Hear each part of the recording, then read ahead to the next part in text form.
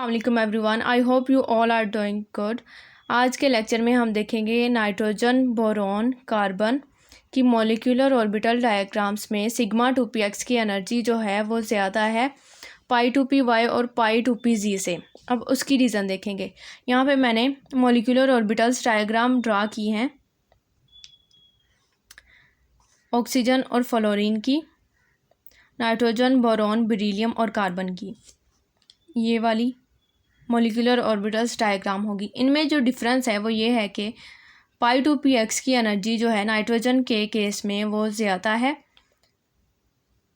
और ऑक्सीजन के केस में सिग्मा 2p की एनर्जी जो है वो कम है। अब इसकी रीज़न क्या है कि ऐसे एटम्स जिनका मास नंबर 14 है या फिर 14 से कम है, तो उनमें साइज़ छोटा होने की वजह से जो एनर्जी डिफरेंस होगा 2s और 2p ऑर्बिटल्स में वो बहुत ही कम होगा। एनर्जी डिफरेंस कम होने की वजह से हमारे पास 2s और 2px एटॉमिक ऑर्बिटल्स की मिक्सिंग होगी। फिर मिक्सिंग के बाद जब एटॉमिक ऑर्बिटल्स ओवरलैप करेंगे तो मॉलिक्यूलर ऑर्बिटल्स बनेंगे। और मॉलिक्यूलर ऑर्बिटल्स में अगर हम देखें सिग्मा 2s और सिग्मा स्टार 2s, इनमें हमारे पास नाइट्रोजन के केस में प्योर एस करैक्टर नहीं पाया जाता क्योंकि इसका साइज़ बहुत छोटा है एटम का। नाइट्रोजन के केस में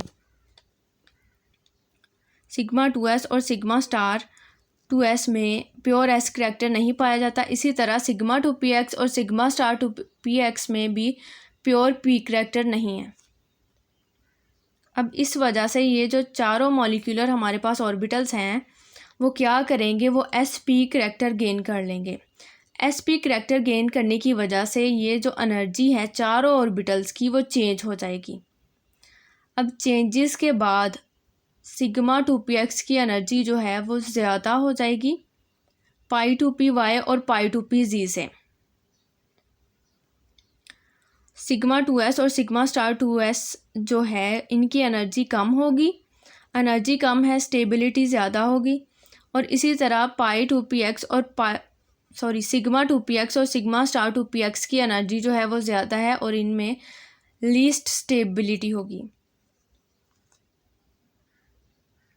अब उसके बाद हम देखें पाई 2py और पाई 2pz में जो हमारे पास एनर्जी है वो सेम रहेगी। मीन्स कि इसमें और इसमें दोनों मॉलिक्यूल्स के मॉलिक्यूलर ऑर्बिटल्स में पाई 2py और पाई 2pz की एनर्जी सेम है। जो चेंज आया है एनर्जी में वो सिर्फ सिग्मा 2px में आया है कि सिग्मा 2px की एनर्जी यहाँ पे चेंज हो गई है, ज़्यादा हो गई और यहाँ पे कम है। अब वो ज़्यादा इस वजह से हुई है कि इनमें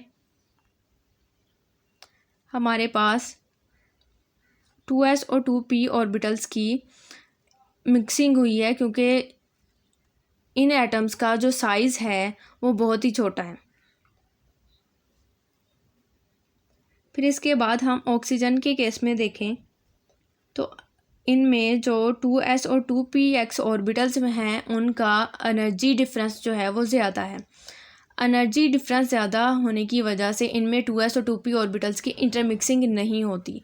तो जब इंटरमिक्स नहीं होंगे तो सिग्मा 2px की एनर्जी जो है वो कम होगी पाई 2py और पाई 2pz से। ये था आज का हमारा लेक्चर।